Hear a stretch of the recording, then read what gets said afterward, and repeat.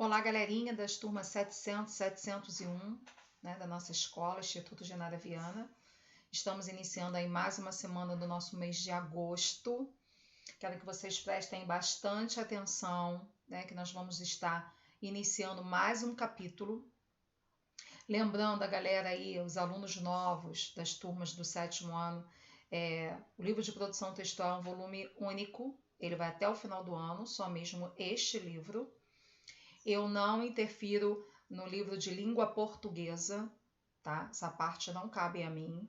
A única turma que eu trabalho com língua portuguesa, com livro de língua portuguesa e pego o livro todo junto com o de produção textual, é a turma 800, onde eu leciono lá com língua portuguesa e produção textual, tá? Então, o que cabe a mim é somente o livro de produção textual, que eu sempre trabalhei desde que eu entrei no Genária, né, a pedido da nossa diretora. Bom, então, na aula de hoje nós vamos estar iniciando um novo capítulo, que é o capítulo 11. E eu quero pedir uma coisinha para vocês. Prestem bastante atenção no que eu vou explicar.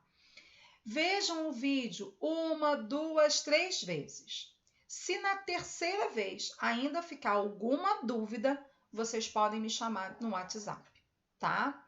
Por que tá falando isso, Dionísio? Porque às vezes tem aluno que não tá assistindo o vídeo, sabe?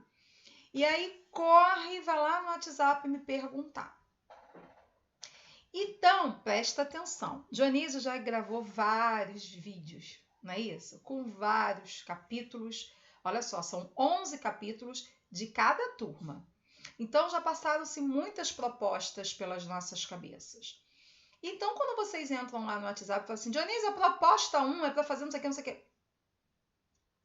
Eu preciso saber de que se trata, de qual capítulo, não é isso? Aí eu falo o quê? Vá lá assistir. Você assistiu o vídeo? O vídeo está no nosso canal. Ah, não assisti. Aí fica complicado, não é? Como que eu vou explicar tudo pelo WhatsApp? Por mais que eu queira, fica até complicado, não é isso? Então, vamos passar a partir de hoje, 700, 701, assistam o vídeo, vejam tudo que eu estou explicando. Se na terceira vez falar, caraca, não entendi, aí sim, caraca, não entendi. Aí podem me chamar no WhatsApp, tá bom? Mas quando me chamar, aí também especifica. Dionísio, olha, é o capítulo tal, a proposta tal. Pode até mandar foto para mim da proposta, que aí eu vou lembrar e vou poder explicar direitinho o que eu solicitei ali. Porque muitas das vezes o livro ele traz uma questão de grupo, de vídeo, e aí eu troco para ficar uma coisa mais fácil por estarmos dentro de casa, para não complicar a situação, não é isso? Então, é necessário, porque eu anoto tudo no livro que eu peço para vocês. Então, quando vocês me perguntam, já me diz qual é a proposta, qual é o capítulo, aí eu vou lá no livro. Aí eu posso orientar direitinho, tá bom? Ou então, sempre no final do vídeo, também eu coloco lá o nosso roteiro e quando eu quero incluir alguma coisa, eu digito na hora e fica lá mostrando para vocês aquilo que eu estou solicitando, não é assim? Bom, então vamos lá. O nosso capítulo 11, ele vai falar de artigo de opinião. O artigo de opinião, ele é o quê? Ele é um gênero argumentativo, ou seja, é um tipo de texto que defende um ponto de vista por meio de argumentos. Mas, gente, lembrem-se, artigo de opinião, ele vem do núcleo jornalístico, tá? E também não é para eu escrever na minha opinião, porque se já é argumentativo, se ele já vem para defender um ponto de vista, é óbvio que você está dando ali a sua opinião, tá? Então, que defende um ponto de vista por meio de argumentos. A linguagem usada no artigo de opinião costuma alinhar-se à norma padrão da língua portuguesa, ou seja, nada de gírias, não é isso? Escrever corretamente. Outra coisa também, galera, atenção aí nas margens, atenção nos parágrafos. Alunos aí na P2 não foi muito legal, porque vocês esqueceram dos parágrafos. E tem lá a regra que diz, se não fizer 3 parágrafos, a nota é 0. E eu não vou abrir mão disso não, sabe por quê? Porque senão, quando vocês chegarem lá na frente, no ensino médio, que mudar de professora, que não seja mais eu, ou se vocês até, né, não sei, passar por outras escolas lá na frente, na vida de vocês, vocês depois vão lembrar dessa professora loura aqui. Poxa, mas ela nunca reclamou dos meus parágrafos. Então, eu já estou avisando. Eu não vou abrir mão, tá? Então, cuidado com os parágrafos, cuidado com separação de sílabas. Vocês tem hora que vocês pecam demais em relação à separação de sílabas, coisas que vocês sabem, com certeza vocês sabem. Só que aí começa a escrever correndo e não presta atenção. Eu já falei milhões de vezes, vocês estão em casa, vocês têm tempo para fazer novamente. Faz na folha rascunho, existe a folha rascunho para isso. Na aula vocês faziam o rascunho e depois vocês passavam a limpo, não era assim? Então em casa a mesma coisa, galera. Façam a folha rascunho, veja lá o quantitativo de linhas que está sendo solicitado. Tem que fazer 3 parágrafos, no mínimo 3 parágrafos, não é isso? E aí, separação de sílaba, tem dúvida? Eu já expliquei. Peguem o dicionário. Não quer o dicionário físico? Bota no celular, dicionário online, né? Eu já sempre falo isso para os meus alunos. Então, coloquem lá o dicionário, vai ver uma palavra, um sinônimo, vê como que se escreve aquela palavra. Não tem necessidade de estar fazendo errado. Não é cabível aluno entregar prova que está sendo feita em casa e entregar cheio de erros ortográficos. Não é cabível, tá? Porque a gente tem essa gama de soluções para poder estarmos escrevendo melhor. Não é isso? Não tem problema nenhum. Ah, Dionísio, mas você está falando para eu colar? Não. Eu estou falando para você se orientar. Botar o dicionário do seu lado não tem problema nenhum. Nenhum. Pelo contrário, vai enriquecer o seu vocabulário. Pelo contrário, vai deixar você com o vocabulário mais enriquecido para as próximas produções, você nem fazer mais uso do dicionário, porque você já vai estar craque em separação de sílaba, o que é com Z, o que é com S, o que é com X, o que é com CH, como se separa 2 S's dentro de uma sílaba. Então, vocês vão saber tudo isso. E com o tempo, não vai se fazer mais necessário o uso do dicionário, não é? Quando estamos na sala de aula, Dionísio, não deixa? Cadê o dicionário? Pega o dicionário. Eu não deixo. Eu não deixo na hora da prova, não é isso? Mas durante as nossas aulas, eu sempre deixo. Então, se vocês estão fazendo em casa bonitinho, usem o dicionário, tá bom? Bom, concluindo aí. Então, haja vista que o texto deve ser compreendido por diversos tipos de pessoas, muitas vezes de regiões completamente distintas, como é o caso dos artigos publicados em jornais de alcance nacional no Brasil, ou seja, um núcleo jornalístico. E aí eu trouxe para vocês também a estrutura do artigo. Como que a gente vai fazer isso? É uma introdução com tese. Então, olha lá. Os parágrafos iniciais, olha aqui, olha. Tá vendo aqui, galera? Olha aqui, ó. Os parágrafos, vou até botar bem vermelho para vocês prestarem atenção. Os parágrafos iniciais de um artigo de opinião costumam ser reservados para apresentar o assunto abordado, certo? E, além disso, o ponto de vista defendido pelo autor. O autor quem é? Você que está escrevendo o artigo. Chamamos esse ponto de vista de tese. No caso das redações escolares e propostas vestibulares, é comum que somente o primeiro parágrafo da composição seja destinado para essa função, pois, nesse tipo de produção textual, o número de linha é restrito. Então, prestem atenção. Eu restringo, não é? Eu vou restringir 20 linhas, 15 linhas, 25 linhas. Então, preste atenção nisso, tá bom? Aí, eu tenho também o quê? O desenvolvimento com argumentação. Uma vez que a tese é apresentada na introdução do artigo de opinião, é esperado que nos parágrafos intermediários, ou seja, no segundo, no terceiro ou no quarto parágrafo, também chamados de desenvolvimento, apresentem argumentos que comprovem o ponto de vista. Um argumento costuma ter duas partes, a fundamentação e a análise do fundamento. O que é isso? A primeira vai corresponder às informações, fatos, dados, referências, entre outros. E o articulista busca para embasar sua opinião. A segunda parte, ao trecho em que o autor relaciona explicitamente o fundamento utilizado com a tese defendida. Por fim, eu vou ter o quê? A conclusão. A conclusão de um artigo de opinião costuma apresentar uma síntese do desenvolvimento do texto e, em seguida, reiterar-se a tese, agora comprovada pelos argumentos. Trouxe um exemplo.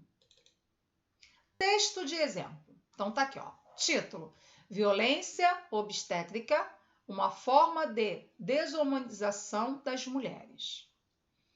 A expressão violência obstétrica ofende médicos. Dizem não existir o fenômeno, mas casos isolados de imperícia ou negligências médicas. O que aconteceu com a brasileira Adenir Gomes, grávida e forçada pela equipe de saúde a realizar uma cesárea contra sua vontade? Dizem ser um caso extremo, escandalizado pelas feministas como de violência obstétrica. Não é verdade. A violência obstétrica manifesta-se de várias formas no ciclo de vida reprodutiva das mulheres. Em cada mulher insultada verbalmente porque sente dor no momento do parto ou quando não lhe oferece analgesia, né? Ou seja, analgésia. Na violência sexual sofrida em atendimento pré-natal ou em clínicas de reprodução assistida. No uso de fórceps, na proibição de doulas ou pessoas de confiança na sala de parto. Então, na cesárea, como indicação médica para o parto seguro. A verdade é que a violência obstétrica é uma forma de desumanização das mulheres. Para quem irá o artigo?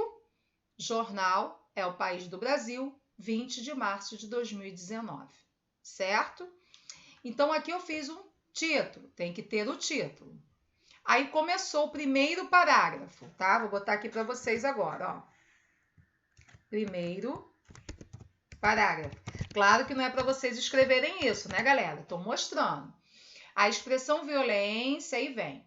Dizem não existir o fenômeno, mas casos isolados da imperícia ou negligências médicas. O que aconteceu com a brasileira Adenir Gomes, grávida e forçada pela equipe de saúde a realizar uma cesárea contra sua vontade. Dizem ser um caso extremo, escandalizado pelas feministas como de violência obstétrica. Certo? Não é verdade. A violência, agora eu vou falar da violência. Então, eu tenho aqui o segundo parágrafo. Tá?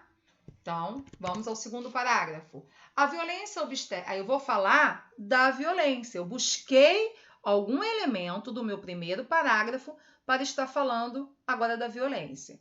Então, ele diz, ó. A violência obstétrica manifesta-se de várias formas no ciclo de vida reprodutiva das mulheres. Em cada mulher insultada verbalmente porque sente dor no momento do parto ou quando não lhe oferece analgesia. Certo? Ou seja, um analgésico, né? Uma injeção, certo? Para poder anestesiar. Na violência, aí eu vou começar a falar da violência sexual. Então, da violência sexual, eu já estou para o meu terceiro parágrafo, tá? Então, na violência sexual sofrida em atendimento pré-natal ou em clínicas de reprodução assistida, no uso de fórceps, na proibição de doulas ou pessoas de condução na sala do parto. Na cesárea, como indicação médica para o parto seguro. Beleza, vou concluir. Conclusão.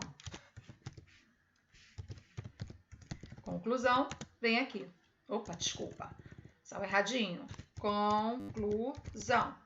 Na conclusão, a verdade é que a violência... Voltei falando sobre o título, né? A verdade é que a violência obstétrica é uma forma de desumanização das mulheres. Voltei finalizando até com o meu próprio título. Viram isso? E aí, eu coloquei aqui. Para quem irá o artigo? Vocês não precisam escrever isso, tá, galera? Eu só estou mostrando. Título, outra coisa. O título sempre é na primeira linha. Ok? Título sempre na primeira linha. A partir da segunda linha, eu já começo...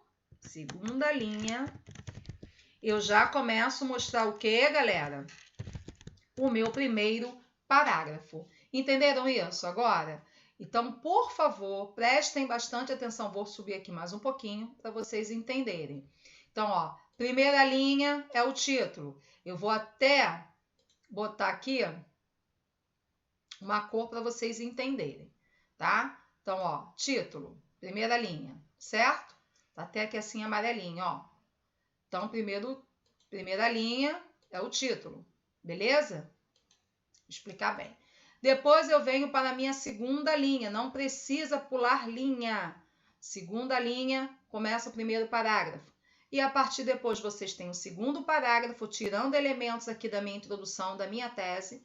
Terceiro parágrafo e, por fim, a conclusão, onde eu puxo até um pouco do meu título para finalizar o meu artigo. E aqui, para quem irá o artigo. Não precisa escrever para quem irá o artigo. Eu só estou dando um exemplo, tá? Então, para quem irá o artigo, tá aqui, ó, do jornal, né, do País do Brasil, 20 de março de 2019. Tem que colocar o mês e o ano. Beleza, galera? Bom, a partir daí, nós temos o nosso roteiro, que está no livro, da página 24, proposta 1. Vou pegar aqui para ler para vocês rapidinho. Que diz: muito se tem discutido sobre o uso de aparelhos eletrônicos por crianças e adolescentes. Qual é a sua opinião? O uso de eletrônicos é benéfico ou prejudicial? Faça uma pesquisa sobre o assunto e escreva um artigo de opinião. Não é para vocês copiarem um artigo de opinião sobre eletrônicos, tá? É para vocês pesquisarem sobre o uso dele, se ele é bom, se ele é ruim. A gente já até fez alguns trabalhos sobre isso e a partir daí vocês vão fazer o seu artigo de opinião para algum jornal, certo? Jornal Extra, o Globo, aí com vocês. Ou um jornal que vocês vão inventar, não é isso? O importante é fazer, tá? Então, olha... Um grande beijo para vocês. Até a nossa próxima aula. Parabéns, porque já estamos com 907 propostas. Fico aguardando essas daí para a gente poder chegar a 1000. Não é isso? Um grande beijo. Estou com muita saudade de vocês, tá? Até!